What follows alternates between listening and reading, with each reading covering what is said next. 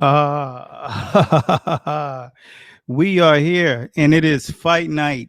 It is one of the more compelling fight nights, different, but a fight night nonetheless. Welcome, guys. It's going down. Big fight nights. I'm looking forward to chopping it up with you. Let me know where you're at. It's going down. Pacquiao versus Ugas. We are going to peel back some layers tonight and touch on some things that are at some point in time getting to me. First one being, what do I not like about the sport of boxing right now in this era? Why did that come up into my mind today? Because of some of the things that's happening right now. The next topic, what we're going to do is we're going to break down this fight and how this style matchup really looks on paper on a professional level. I'm going to give you all of that. But one of the other things that really is in my mind is my girl, Christy Martin's new documentary came out on the 17th on Netflix, and it is absolute lightning, thunder, all rolled into one. And we will discuss that and what impact that she had in boxing. So before we get going, let me check in, let me see where my people at today. What's going on? Pack wins. Wait to the look. We're gonna get into the predictions and all of that good stuff. We got to go through the preliminaries first. Prelims. You're gonna hear the stories of the night. There are a couple of things that I'm also concerned about before I spend $75 on this thing. And I want to know if you guys have heard about this as well. It has something to do with the physical health of Ugas. So special shouts out to you, Ed. Where you from, brother? Where you watching from? What's going on? Decora, I think that's what it is. I can see it a little bit. Hey man, long time no see. Absolutely, it's good to see you in the building. Fight nights is when we do it best. You know, I'm looking forward to doing this because I got some very deep discussions. We're gonna definitely break the fight down. So hold on to your Pac-Man predictions. It's not just that simple. Let me see where you all are from. I see somebody. Oh, you from? Let me see. Denver, Colorado, Denver, Colorado, Denver, Colorado. Special shouts out to Denver, Colorado. Y'all keeping it locked. Let me see. My man, the School of Boxing's in the building. Good day, Mike. It's all good, Paul. How you doing, brother? All see in the house. We on the other side of the globe. Paul, what time is it over there? Let the people know how loyal and dedicated you are to the sport. Everybody, just know as you coming in, we are going to chop it up on this fight. But one of the most important topics is what is going on with boxing today. And we're going to jump right into it. And what I don't like about boxing post the era of really sizzling matchups, what's going on with the promotions, and how is it different now opposed to when it was back in the 90s and the 80s. I won't even say the 70s because they were still carving out the money then. They were learning that their self-value is much more higher than it is. And then the 80s did more capitalizing when Mike Tyson came on after Sugar Ray Leonard and Ali. And then the 90s is where the money really started to land. Mike Tyson started to show and get $30 million a fight, which was unheard of. But what is one of the most important topics about this? It's all about promotions and building the brands. So I'm gonna check in a couple of more people just so we don't get too behind with the check-in. And you know, we always try to keep it popping on the fight day. It's been a couple of weeks since we've been able to chop it up. Cross Ugas has coming with his A game. Fingers crossed, yeah. Fingers crossed he's coming with his A game. But you know, I'll explain this as well.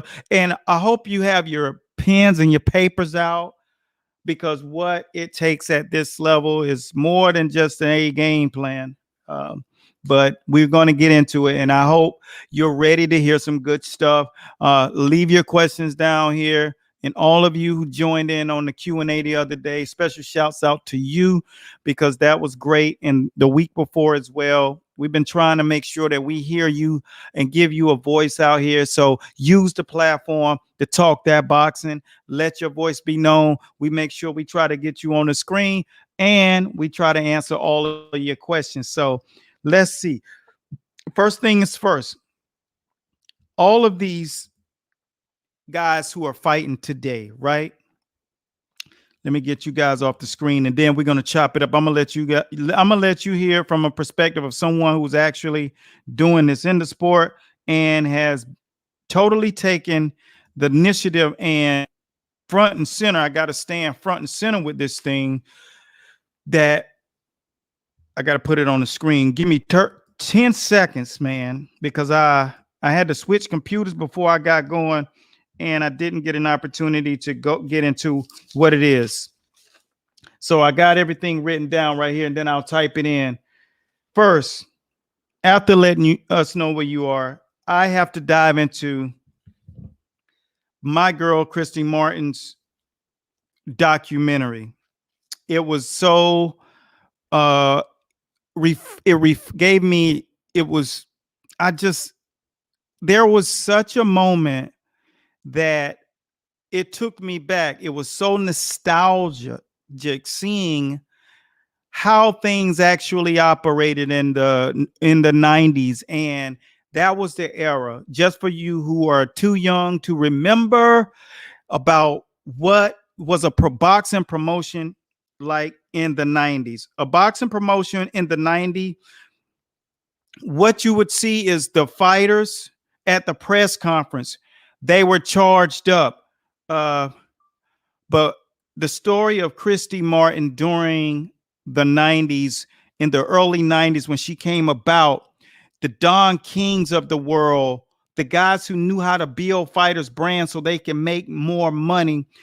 This is what I'm seeing today that's not going on. What you're seeing is, instead of allowing the guys to fight, the promoters are waiting and waiting and waiting and waiting and holding these fighters from their time in the ring with the fighters they want to fight, because they don't understand how to build the fighter's brand like Don King did. And when you had guys in the game and girls in the game, women in the sport like Christy Martin, who came around in the 90s and just did what you're supposed to do in the ring, entertain. The story is much more compelling.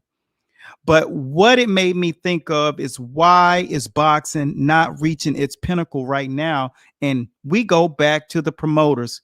And that's where we're going to start it. And I'm going to really explain what is not current right now and what is current, based upon this story, which is on Netflix. Christy Martin, you must see it. Devil in Disguise. And so for those of you who have not watched it, go watch it, and you're going to see the level of nostalgia that you'll experience. And for that, we're about to get into some serious boxing over here on the Fight Show. So the promoters back then were Don King. Don King knew how to take people and mold them, how to make money, fight inside of the ring. So when you know guys like Riddick Bowe, Evander Holyfield, the Burt Coopers, Ray Mercers, the Galatas, all of these fighters, Donovan Razor Ruddock, Mike Tyson, even when you cross the pond, and Frank Bruno, these guys were in the ring with each other, and they didn't have to have 45 fights first, because Don King built them up the right way. He created the buzz during the press conferences. Don't talk about boxing right now.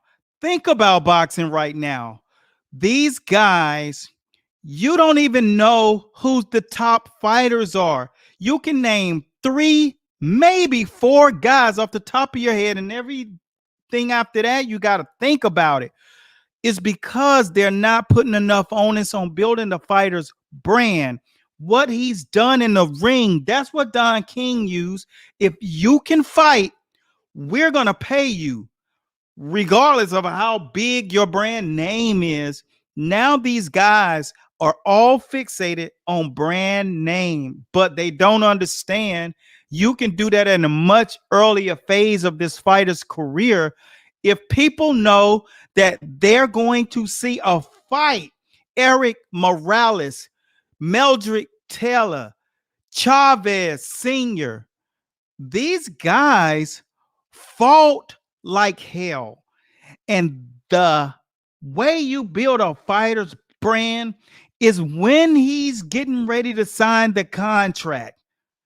You make sure he understands one thing: you don't fight right, you don't eat. And I can guarantee you, the guy who was bred and born to do this for real will do it, because that's what he's in there to do. He wants to fight. There's a difference between a fighter who's in the ring to get a paycheck and a guy who does this for real. One thing they have in common: you can't fight in the ring if you aren't about that life. Anyone who steps between those ropes has the possibility to be something in the sport of boxing if you go out there and perform. And that's exactly what girls like Christy Martin did. She went out there and she knew it in her head: if I want to make money, I got to break this girl's face. And that's what you're going to see when you look back in the 90s.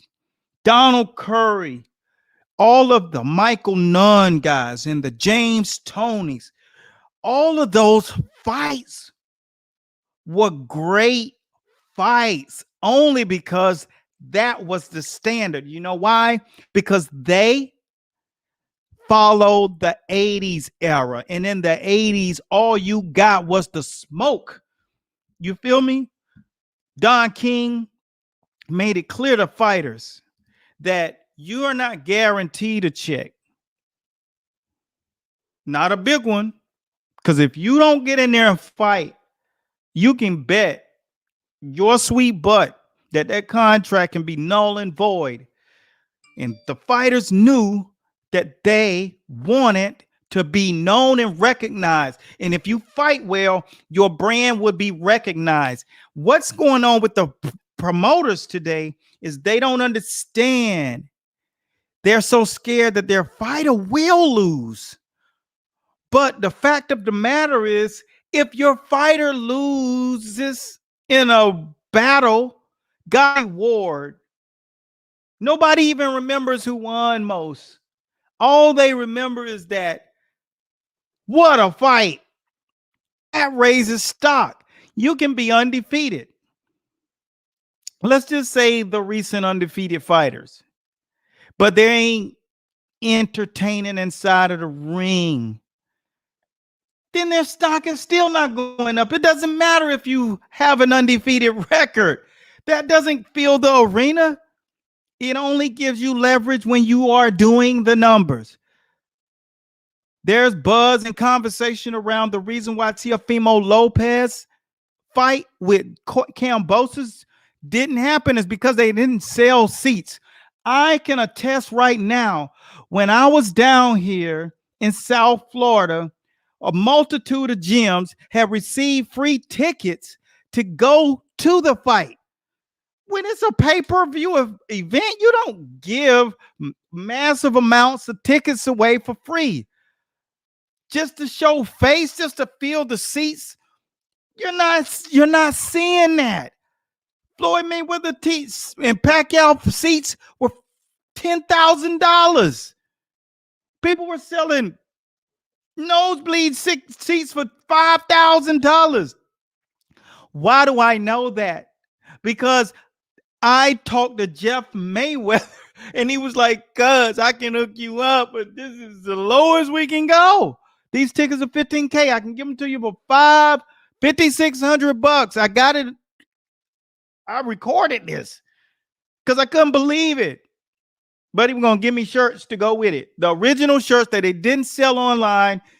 And I was just like, that's just, I'm not, no, I don't want that smoke. That's just not that, it's not that serious to me. I want to enjoy it anyway. There won't be a boxing community in there. All of those people are politicians, lawyers, people from the outside of the sport, people that swing golf clubs for a living. These weren't boxing aficionados. These are just people who wanted to show off how much money they got. And that was the opportunity for them to do it. The promoters today are making a big mistake. And Dana White is capitalizing on it by showing them that if you allow the best to fight the best, and I know that Dana White was around the boxing game in the 90s, early 90s and 80s, learning how the real promoters do it. And that's exactly what he's doing. He's making the best fight the best. Okay, sometime let the fan get a little hungry. Don't make the fan starve. But what's happened is what's happening in boxing is starting to happen in the UFC. Just a little, not with the promoter, but with the fighters. What they're trying to do is hold off for more money. When you see guys like Jake Paul and you see guys like Logan Paul and you see these YouTubers coming into the game making 10 times, no, 50 times more than you, because I've seen on the record, I see the check stubs. I've been in this game. I know it, of making $250,000. We're talking about main event guys. I'm talking about walking away with $200,000 for themselves. Yeah, that's a problem.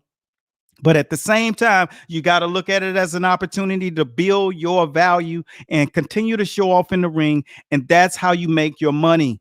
That's how you make your money go up. Understand branding. That's why we have a company and a division called Jab Juice Production, where we show you how to build your value, because you don't know. You have to fight well, but you also have to connect with your fans. You also have to draw the people to you. Laws of attraction. Mike Tyson drew the people to him. It wasn't about how he talked. It was about how he fought and the aura in which he brought. Sugar Ray Leonard, a totally different aura. Sizzle. That's exactly how he drew you to him. Muhammad Ali, an entirely different cachet. He did it in an entirely different way. It's part of the fighter's responsibility to not want more money, but to draw more money. And that's how you take advantage of the opportunity that you have to fight. These guys didn't learn it the right way. The promoters are in a position where they've acted like a kid who's not scoring on the basketball court as a child. He takes his ball and walks off the court. You got all of this division. Every time I turn around, fighters are praising Al Heyman. Every time I turn around, Bob Arum and Top Rank are not with the experience Bob Arum has. He should be galvanizing these guys. The Eddie Hearns, who I think right now is the number one promoter when it comes to making fights happen, that he's over the fighter, except for the Anthony Joshua Deontay Wilder fight. That fight went array, and they blew that one when that fight was upwards of these guys making $100 million a piece. They blew it. And that will be in the history books as one that they blew, trying to be greedy and build the fighters' value up more and more. And both of these guys were already knocking guys out of the ring. People had gotten the buzz. But you know what? That's what I mean. Eddie Hearn is one of the guys whose father was a promoter. And when you see him, it's obvious that he knows something about making fights in boxing. And that's what he's doing over there in the UK, and came over here in the USA and is getting money thrown at him to put on these events and support. And that's what you got to do. I'm going to do a check-in, and then we're going to move to the next conversation. Let me see. Oh, my gosh. Woohoo. Okay, everybody. I got you. Let me see who's checking in. Too many. The belts ain't got nothing to do with it. The belts was a byproduct of it being more fighters. The belts isn't the reason why the fights aren't happening. It's the promotions. These managers and promoters, they're divided. In the UFC, they're not divided. It's all up under one umbrella. It's the division of the promotions. If there was one governing body over the entire sport, then Errol Spence would have already been contracted to fight Crawford the year before, probably before the pandemic. That would have been that fight. You got Tank, who would have been in the ring with someone that people actually wanted to see him fight, like Teofimo Lopez or Devin Haney or Ryan Garcia. Everybody's afraid that their fighter won't perform or will lose, but stock doesn't go down when you lose. Stock only goes down when the fans don't want to spend money, right? And the networks are not getting the numbers. Now, if you stop building these fighters like they gorillas, Godzillas, and then when they lose, they look like what they really were, little chimpanzees and not true, real King Kongs, then you won't be getting exposed for blowing these guys up. Let these guys build their earnings. In the 90s, it happened. From the 80s to the 90s and the 2000s early. But there was a heavyweight champion, Sam Peter. He fought Klitschko. He beat Klitschko one time. He was knocking cats out. He was hitting like George Foreman. Sam Peter was a monster. In our camp, they offered us $15,000 to fight this dude. And we were 34-0, might have been 33-0 at that time. And I was under the mentorship at that time. I was experienced, but I know that was not going to happen. When you get bid out of a deal, that's what that is. That's being built out of it. He's going to make $2 million. We're going to make 15,000. That is bidding out. That's a ridiculous number. If these guys that was being the case, then that's the difference. You can't roll that way. You're being bid out. They don't want to fight you because you really, really can fight. Once you realize those type things are happening, then you got to eliminate yourself from that situation. But these aren't the kind of things that's happening. These fighters are making money. They should be willing to take the next step and allow themselves to present themselves the way that they want the market share to see them as valuable, like Christy Martin did. She wanted to go out there and perform. And the night that she got an opportunity to fight on the undercard of a Mike Tyson fight, went out there and showed out, ended up being the fight of the night. And the next day, the floodgates open with success. And that's how you go about doing it. You see something that works, you follow that path, rinse and repeat. If you want success, that's how you get it, man. Let me see. Any other comments that make sense? Because they don't want to fight because they too cautious.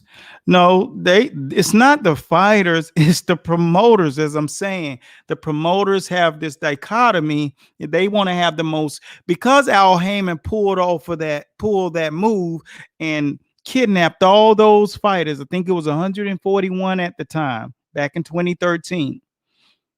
The fight game was going back in a positive direction. Al Heyman pulled off the Great Gatsby move on him. Nobody saw it coming. Bob Arum them took him to court. They just couldn't have, but he controlled it. But what has to happen is that you fans, you have to really get behind the sport and support it. If you do not support the sport, the numbers won't be there and these guys will be afraid. You got to stop jumping off your bandwagons whenever these fighters lose. You got to support your people. You got to tune in and watch. The other thing that's really tough, and I'm going to drop this in there, is that there are too many networks Back in the 80s, you had cable, you had 14 channels. You know what I'm saying? Like HBO, like at the most, it was like 20, 20, literally like 20 to 26 channels. And then we get all this cable. Now you got all these apps where you have the Zone, ESPN Plus, and 30 other ESPNs. Then you have uh, Peacock. It shows the WWE and all this other stuff, all these other movies. And then, of course, just they're just too, you just can't keep track of where fights are happening. Fox Sports, Fox Sports One, it's just insane. I can never keep up with fights. There are pay-per-view events coming up, and I don't know till like 24 hours before the fight a lot of times because it's so many different devices, so many different apps that you got to pay attention to. And it's just crazy. Uh yeah, that's exactly what needs to happen. But you got to have a first action step. That's what we do in business. You find out the issue, and then you get a first action step, and that is your next process and stage to do it. Yeah, let's smoke in real fights. The best fight the best, and it doesn't always have to be the actual best fighter, but the best fighter got to stay active. Even when Canelo's fighting somebody, he's fighting. It's getting to a point where he's not even active as he could be and should be, because now you're getting in there with guys who could cause a little wrinkle when you're looking at these next tier guys that he's about to start facing. When it was the guys who you didn't really know their name, it was like every 3 months, you started, it was working. Now, you know, he knew what was going to happen to Billy Joe Saunders. Everybody over here in the U.S. knew what was going to happen to Billy Joe Saunders. It's everyone in the U.K. who believed in their fighter, which you should. But the reality is, if you look at the matchup, Canelo understands footwork, posture, posturing up, leverage, balance. He knows how to cut the ring off. He knows how to hit you hard when he gets his opportunities in combinations. He knows how to feint.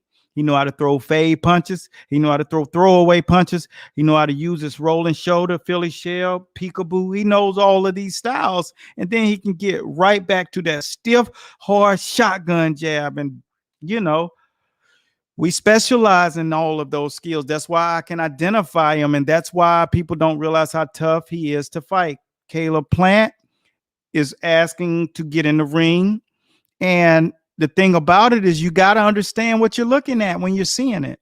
You can't just look at Canelo and think it's just a skill set. I'm going to break it down for you before we go to the next sector, which is we just hit what's wrong with boxing's promoters not building their fighters brand. They just want the capital. Eddie Hearn is doing the best in boxing right now. We're going to get to the predictions after we speak about the injury that I feel that's going on with, Ugas. But I'm going to explain it to y'all who do not really understand boxing. And if you're not affiliated with the school of boxing, this is why we developed it. Because back in 2014, 2015, we started opening up the world to showing you skills and gave our people who were watching, I think we had 15. I started this page in 2014, didn't really get active on it to 2016, 17. 2017, it started really. We had like after the first year, we had 15,000 followers. And what we wanted to do is give y'all a place that you can learn. So for those of you, let me make sure those of you on YouTube are understanding. They're only seeing a couple of people on that feed because the way YouTube set up is different. But for you on YouTube, there are over 227,000 people over here on Facebook watching this feed. Because I saw a guy the other day leaving a question from YouTube and saying, yo, I'm just leaving a question because, it was only 2 people on. I'm like, no, dude, I just really only allow YouTube to utilize it because their algorithm is different. My over here on Facebook is where I operate. YouTube, you just got to be on Google. And just fortunately, they have 25,000 over there. But this is what it is. we decided to let you learn. Like I used to show you how guys like Pacquiao operated and used his footwork. Why did I know? Because we were his chief sparring partner for 5 years, the years that he was killing everybody from like 2008 to like 2012, 13. Number one sparring partner, bringing the smoke, getting some smoke, because Pacquiao brings the smoke. The experience that we are able to really show you from the inside of the sport. So we showed you, I think the first downloads that we created was our mid training. So we showed you basic mid training. And then it was like, these guys need to really understand what it looks like to do the footwork training that we do. So we created those downloads. After we created the sparring, and then the peekaboo, and then the Philly shell, and then the science of counterpunching, which all were massive. They were responded to in a massive kind of way. And I'm going to get to the Pacquiao situation as well, and Floyd Mayweather. The fighters who were watching, the coaches and the personal trainers that was watching, who are going up there purchasing these downloads, they weren't understanding that there's not only these are lessons, but it's not the process in which you go about learning boxing. So hence is why we created Master Boxing Academy. Pacquiao is coming up, so hold your horses. Stay tuned, stay locked right here. What happened is we gave you access to all of this material, and that went array. People didn't follow the instructions in which we had for them to follow inside of the school. The academy was a process, and I will get to Ugas's injury after I finish this soundbite, because it's so important to you who are watching and learning the sport of boxing. When we decided to do this, we realized all that guys were doing was going and watching the video, but they were not following the process. And this is how it ties to what's going on now. When you want to develop the ability to be inside of the boxing ring or teach a fighter how to learn how to box, you must follow the process, because we have over maybe 2,000 drills. If you don't know that, when it comes down to the amount of drills we're training, you can't even talk to me. But when you are learning boxing, you have to walk after you crawl. You can't just start out running and wanting to see all of the skills. You got to learn the process in which to learn it, then teach it and ingrain the muscle memory. So here's where I'm going to break it down. The first thing in boxing you have to learn from your little itty bitty skill set is technique. Whether you're working your footwork, which that's every day, whether you're working your stance and posture every day, your punch logistics, understanding how guys like Pacquiao, Shane Mosley, what they do is a systematic kind of way that they fight. And I'll break it down, and you're going to need to hear it. So when you're watching the fight tonight or the replay tomorrow, you'll understand what you're watching, because I'm going to tell you exactly what it is. All right. When you're seeing that, you must understand that when an offense comes a defensive responsibility. So you have your technique. Those three different skills, that's what you have to learn next. Your skills, which is also a bevy of an entree. It's a buffet. It's not as simple as it looks. Going and watching 30 clips and doing 30 different drills means that you do not have the skill down. That's exactly, just because you can copy it doesn't mean you know to have the skill down, because you got to have the technique right. You got to have the skill down. It has to be embedded in the muscle memory. And then you go on to adopt what we call skills in sets: footwork, punch logistics, defense, and counter punching. Do you understand the kind of savage you have to be to have all of those? Just because you can do it does not mean you have it. Hence is why I'm explaining why Pacquiao is so unique, and Mayweather was so unique, and Sugar Shane was so unique, and Chavez was so unique. Is because when they learned the skills and then they were able to put it into sets, that's when you're in a place where you're saying, now I think I can box. When you get into the ring, you realize what you don't have. You get hit, your defense is real whack, you get tired, you're like, oh man. And that's because you don't have the muscle memory. Every layer of this, you have to get muscle memory, which takes upwards of 3 months of nonstop each sector. So in your first year, you shouldn't be doing anything outside of basic footwork, basic punch logistics, and defense. You're not even going to be good at countering. You might throw punches, but to learn it and to get it in your body the right way, you can't do it that way. When you see that, from that point, you start to understand the concept of what you're getting in. So technique, skill set, concepts, and then you have your first basic theory of boxing, because you've been hit in the face or you're teaching your fighters and they are starting to respond to what you're doing. If not, you're telling them what to do and they don't know how to give it back to you. You call for a jab, they won't jab. You throw the right, tell them to throw the right hand, they won't throw the right hand. Tell them to throw a combination, they can't do it. Tell them to let their hands go, they don't understand, because we created the art of sparring so you'll learn the techniques of throwing and letting your hands go. It's so many different drills and techniques. And for those of you who are in the school of boxing or have ordered and those downloads like the art of sparring, you understand what that means, because you understand all the mechanics we had to teach you. We had to show you the techniques first, and then we had to show you the skill, and then we had to show you the skill in sets. And then now you have something to work with. Then you have to learn how to use that Monday through Saturday, or however many days you go to the gym. That is not an easy undertaking, because each one of those techniques is going to be tested.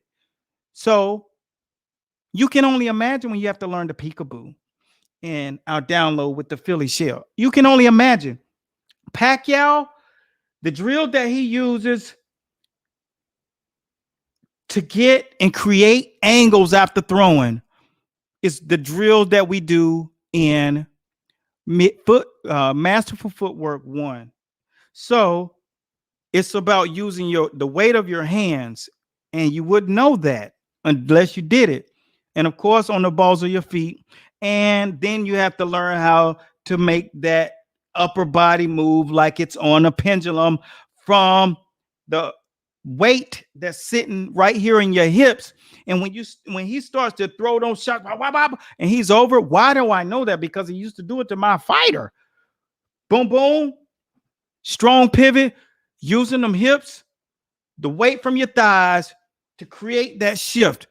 But the shoulders must be there too. So if you watch Pacquiao, it's ba ba ba ba boom boom, and it's all in one mechanic. And it really takes a while to be second nature, because what you're learning to do, you're learning how to get yourself in trouble by watching and seeing the techniques and saying, I'm gonna go to the gym and try that. All you're learning to do, let me check you. See, Pacquiao went to the gym and trained because his coach was under the tutelage of Eddie Futch, one of the greatest to ever do it. And you go and try, and all you do is get yourself into a position that you don't know how to get out of. You take the skill, you learn it, and then you do it, and then the dude figures out that what you're doing, and then he sets you up now, and now you're in deep water and don't know how to get out. And that's what always happens. You see the guy in the corner, he's like this and don't know what to do, because that stuff we showing y'all, that stuff is real. And a lot of those drop and roll drills will put you in a position where you'll get your head knocked off, but you're going on ahead and then you're doing it. And that's what's going on. When you see Pacquiao, that dude has done that stuff, And he's been in the ring with my boys like Rashad, who are absolute snipers in the ring. So when he gets on there and does it on fight night, he knows he's going to not be void of the muscle memory that it takes. That's why fighters have to get into training camp and then they have to work that muscle memory. That shit we showing y'all is the creme de la creme over 100 years of profound boxing knowledge. And I say that because I'm third generation and everybody's over 50 years in the sport, and I'm over 30 in the sport. That is well over the kind of knowledge you'll know that's been tested, that's been medaled, that's been world heavyweight and lightweight and bantamweight and flyweight and welterweight champions after and over and over. There's a process that you understand. Hence is why you're getting extended wealth when you are on the page. Hence is why I went from 15,000 to 227,000, because you understand value and that draws you. And we appreciate everything that you guys are doing, but you got to understand when it comes down to boxing, when you see guys and you see this work that's being shown, it goes much further than the 30-second drill that you're looking at. And I always make sure that our admin or myself put an advisory up there. Do not try this without professional help, because you don't understand what goes before this drill, the algorithmic movements that we have to do to get prepped to do the drill the right way, execute it, and know what's coming next. But we 3 steps in before we even take the first step. Remember that. Take your little, crack your little piggy bank, put your little dough to the side and learn it the right way. I don't care where you go. There are several people that sell video stuff, but don't think that anybody is giving you the whole stuff, because you can't. And that's why we have to have conversations. But Manny Pacquiao, the matchup that Manny Pacquiao is in for right now with this young man. And I'm going to jump on my questions before we go into this next topic, which is what's going on and how they match up. And so you got to stay around for the matchup. I got to check my people in now. That's why Fury and Wilder will be the biggest pay-per-view. No, because they're not even going to fight. Fury is not going. It's already, you can already see it in the skies. It's not going to happen. I mean, I hate to be the one, the bearer of bad news, but that fight is going to be very, very, very slim to no chance to happening. Too much time between fights. On top of that, yeah, Canelo has the fundamentals down. That's why. Yeah, well, he loves the sport and he loves building his brand. His arm is swollen. Yes, I just got in a conversation about that. So yes, his arm is swollen, but what you're looking at is Pacquiao is a pure artist in the ring. So he understood from Eddie Futch, who passed it down to Freddie Roach, who was no smooth boxer by any means. So that was the knowledge that he had learned and the homework that he'd done. Special shouts out to Coach Freddie Roach. Learning how to create an angle when you're boxing against a very, very sharp fighter, because Keith Thurman doesn't miss a lot. And Pacquiao took a lot of hits later in that fight. To know how to be out of the way of shots like Pacquiao does takes very, very disciplined techniques, and a lot of drop and rolling, a lot of swaying, and a lot of weaving in, weaving out, rolling under, step around pivots. All of those things is what he do, so it's big fight weekend. Always know that when you are listening and you're learning from us, what our mission is with y'all is to not just talk this boxing, but to make sure that you got it the right way. Most of you are out here attempting this stuff. If you're going to do it, invest your money, go up to the sites. And anytime it's big fights, it's always big sales. Take advantage of it. Even today, make sure you do it. Because if you don't, you're going to get checked, because that series that we have, I Can Box, people sending in their videos. Oh my gosh, we're doing one on Wednesday. when we have Jordan Panthen, who just won the National Golden Gloves, on the show. We're going to have to do it because this kid is a real savage beast. He's the next guy coming up. He's bringing the smoke. He's coming. He's bringing excitement to the ring. He looks like I said, a combination of Canelo, James Toney, Rocky Marciano. He's bringing all of that. And matter of fact, hence a Christy Martin, over and under. Boom, boom, Carmen Basilio. That's what he looked like. That's why I really got on his bandwagon. And I'm like, yo, we got y'all are going to see the next one, the next guy going to the pro levels, who's doing it and bringing the smoke on the amateur level. And that's why the guys who are asking me, can you start boxing now? You're 35 years old. No, but you can do it. But you're only going to be an opponent because you got guys who've been boxing since they was 8. The muscle memory they have. They might exchange with you. You might buzz them, but they know how to get out of that because they've been in it so many times. You've been hit and never hit. And when you get hit, it's a whole different thing. Your jaws are not even wired for punches. If you ain't been punched in the face with a real right hand or a real left hook, no, you can't box. Your face ain't dense for it. This ain't the streets. These dudes, you punch heavy bags, 200-pound bags every day, mitts, power shields, speed bags for reflexes and reaction, double end bags for accuracy. And you sparring other dudes that's solid, going to different gyms, working, and you ain't been hit in your life by a pair of gloves with an experienced boxer behind it. Someone who's not even fighting a novice, but open fighter and an amateur. And you get in there and you get that smoke, it's a whole different animal. I mean, you no, absolutely not, unless you got a death wish. But you can learn and you can work and you get up under the tutelage of one of these guys that are in the school of boxing so they can show you how to do it. You ain't got to do it up under me because I ain't training people. You get up under the guys that's being trained how to teach and learn that there's a process, and you'll feel good about it because they ever decide to throw you into deep water and get your jaws cracked, you'll be thankful to have a teacher and not just a coach with a towel on his shoulder. When I won't even get into that because it rubs me the wrong way. So just understand what we're here for. We're talking that stuff, but we real about this, bro. Yeah, I try to make it. I just want to be authentic because my mentors are record holders in the sport of boxing. They've trained more gold medalists and have more fighters that have ever fought and won titles under them than any person in history. That's in the history books. You can't fake that. So what do you think my job is? I got to take the sport to the next level on my shoulders. So I have the people like Christy Martin on the show, and I go back and forth and keep in touch and make sure that these people, you get to hear from them. The Mauricio Suleimans, the president of the WBC. I make sure I bring these people information to you, and I talk to you, and I have them on the show.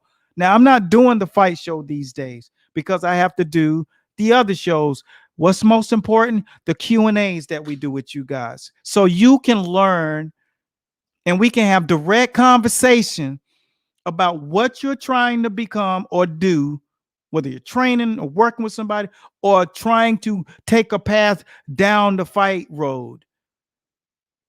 That's bigger to me than entertaining you on a fight show. But today is just a special edition. I had to do it because Errol Spence kind of lost his way and got injured for this fight. And I felt like in order to bring something to the sport of boxing, this is something that I could do. And so I did it. And I hope you appreciate it. And I'm going to make sure you know how to do what you do. If you haven't done anything, make sure you go subscribe up to the site so you can kind of see the kind of stuff we give you so you're clear to it. Because this isn't about me, man. You know, we are actually very good when it comes down to knowing where we stand for the sport. My job is to get you to do things like sign petitions. The one that we have for no more truce in boxing petition. We got to get at least 2,000 names for them to hear us. And that's going to stop these fights from not happening. So if anybody who hears me, I want you to hashtag truce Truce in boxing. Truce in boxing. TruceInBoxing. Period. Truce in boxing, because that's how you make things happen. We're on a political level. We're not here for us. When we first built this page and the channel, blah, blah, blah, blah, it was cool. But it's on a political side now. So take the liberty. My man, can you talk about the Guerrero Victor? Oh, thank you, Bobby Array. Bobby, always put your hashtag up there. Hashtag TSOB. For those of you who are new to the channel or the page, TSOB stands for the School of Boxing, the Institute of Higher Learning, where you learn like you would in college about the sweet science of boxing and the entire game around it, the business, the pleasure, everything, building your brand. That's what we do in there. We chop it up. So, yes, I can talk about that fight because I like Guerrero, and I think he's going to probably crack Victor Ortiz in the jaw, because he knows Victor Ortiz does not have a good jaw because it's been broken. And that's the first thing you go for. He does not have the reps. He's not been active. He does not have a high level of success in the end of part of his career. Some fighters go out with very good, decorated accomplishments. Victor Ortiz, I feel like he's fighting at the weight class he's fighting at because he looked drawn up at the. I'm just here to tell you the truth. I've been around the sport. This is what I do for real. I mean, everything that's paid for that you see in the background, these $1,000 mics and this, these $5,000 computers that we own in this studio, it was paid for by boxing. All right. And so I got to tell the truth about boxing.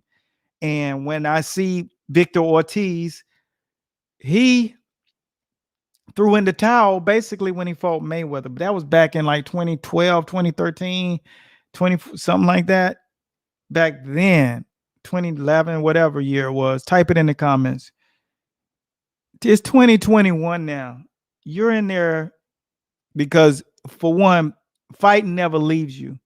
But it's not a really, really good decision as far as business. I mean, your body, your health being the thing. His jaw was wired shut. Okay. Now you're getting in there with Robert Guerrero. One thing the Guerrero is, he's still game. And he is about that life for real. I've never seen Guerrero get in the ring and not come with it all. And when you get in the ring with a guy like that, you better know you got to fight. Victor Ortiz will be surviving. And I feel that there will be one point in the fight where the ref is going to have to stop it, or his corner will stop it. But that's the part of his business model that he's entered in. The quitting and the surrendering. That's what it is. That's a business model. A guy who talks a lot of the talk, but when it comes down to fight night, they surrender and they wave the white flag. And I feel like, without a doubt, that's exactly what he's going to do. And but it's going to be a great, entertaining fight while it lasts. But Victor Ortiz, he don't want the smoke like that. But I have respect for him for getting climbed between them ropes.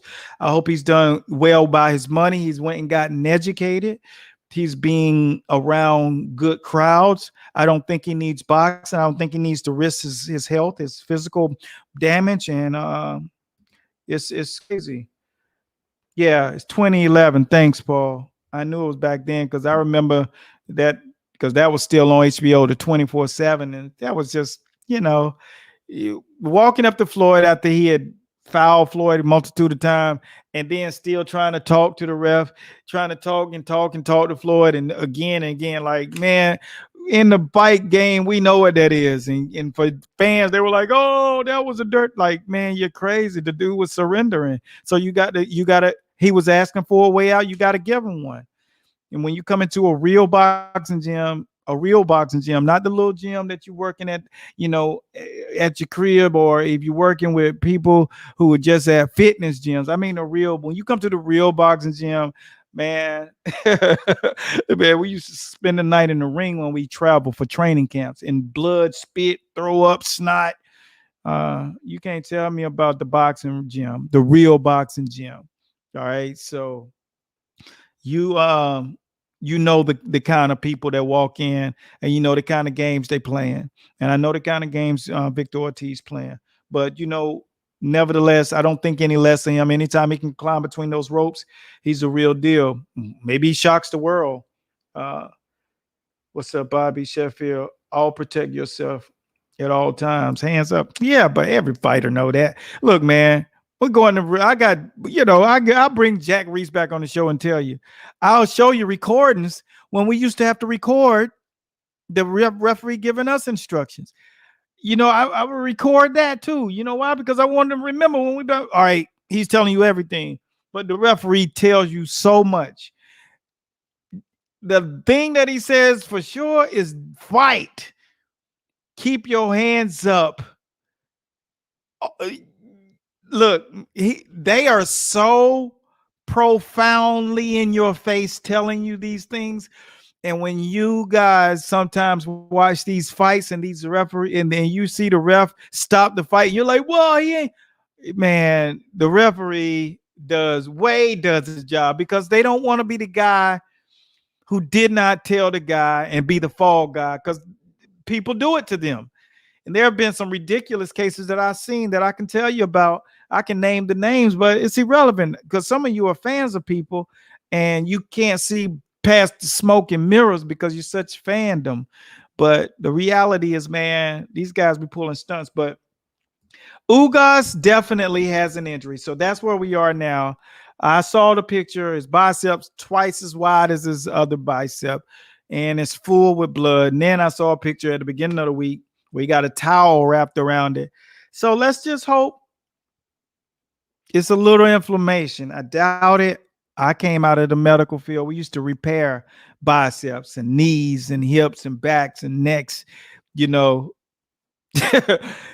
shoulders, arthroscopies, ACLs, LCLs, MCLs, total knees, total hips.